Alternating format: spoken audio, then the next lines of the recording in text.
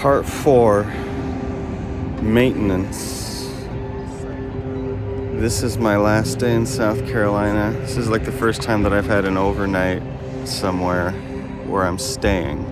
So, somewhere over here is my car. I don't even know, I think it's that one. No, it's that one up there that you can't actually see. I drove like 5,000 miles in the last 2 weeks, so I already had to get another oil change. I'm going back to the museum today. We're gonna go look at the gemstones of J. Harry Howard. He's got 4,000 stones that he cut in the museum, so we're gonna get a selection and get some nice macro shots of them. And then dinner with some family. Tomorrow I go to Charlotte and pick up a microscope.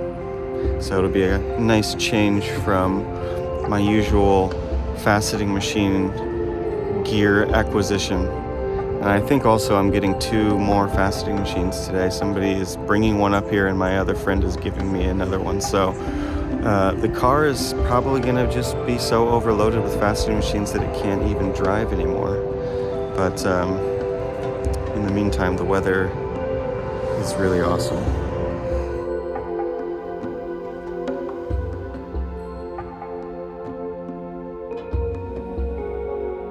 So what's the story with this one? This is coming out of the storage shed that you were talking about?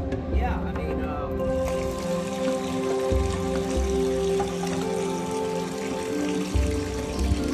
Downtown Columbia is cute. Sunday morning, nothing's open, but the stuff looks really cool. And I'm about to have vegan biscuits and gravy. Vegan biscuits and gravy, and I'm not sad about that at all.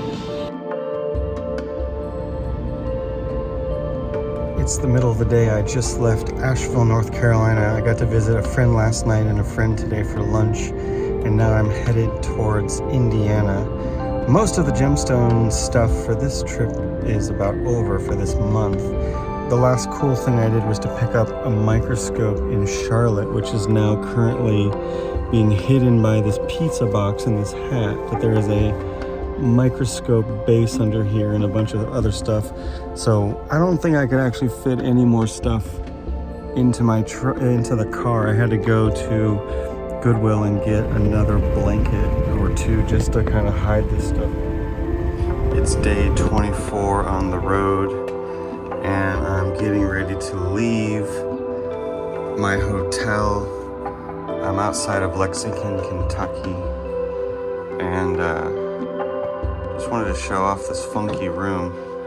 Basically the day after the worst hotel that I hope that I will ever stay at, where everything was dirty and someone actually broke the window during the day moving some mattresses.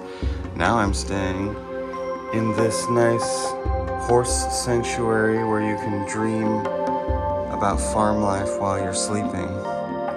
So one of the things that I've been doing that I didn't ever mention, so I've had to go to several thrift stores in order to get blankets to hide all the faceting machines in my car, but one of the things that I've been looking for along the way is how to improve my necktie collection. So I've got a couple new ties on this trip and this nice little holder for the neckties. So today I will try a new one.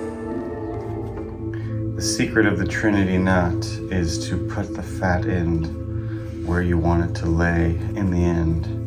Because unlike the normal Windsor knot, this one doesn't adjust at the end. It's already in the place it's supposed to be. I love getting these striped ties for this Trinity knot because it makes this really cool. If you get it just right, it makes this really cool pattern at the end. So then you got this little extra leftover, it gets tucked up here. So I've become very conscious to not get ties that have fat ends because it starts popping out from under your collar. So now it's exactly where it's supposed to be.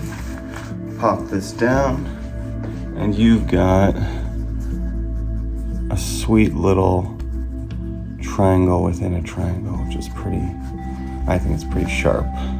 And then styled with a gray merino sweater because it's freezing cold up in these northern states right now. Yeah, the northern states, very cold. I'm not even there yet. I guess it is winter somewhere in America. That's the Lexington Gym right there. That's super sandwich. It's so quiet. I've just driven into Brown County, Indiana. This is like a place that I knew from my childhood as like one of the most beautiful places in the whole state.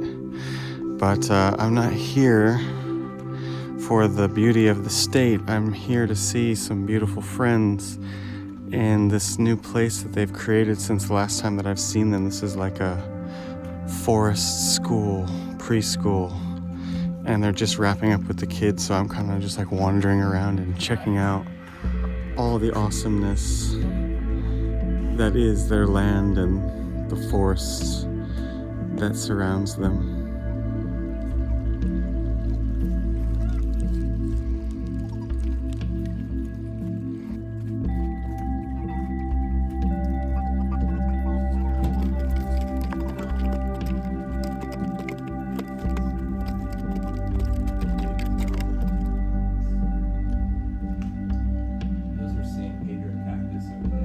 We're at Yad's in Indianapolis, Indiana.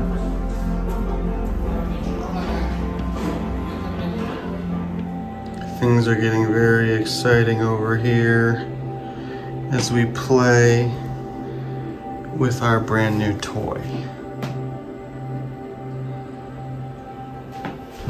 Look at this beautiful Indiana food.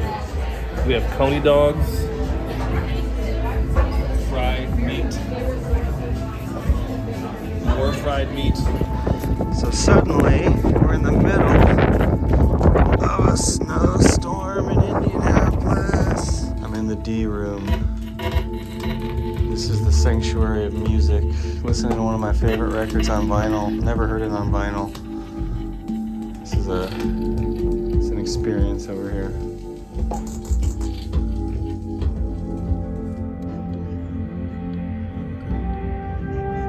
So I'm in the middle of nowhere in Ohio, but actually it is somewhere, because right here, my grandparents used to live a long time ago when I was a little kid, and this is where we spent our summers when I was in elementary school.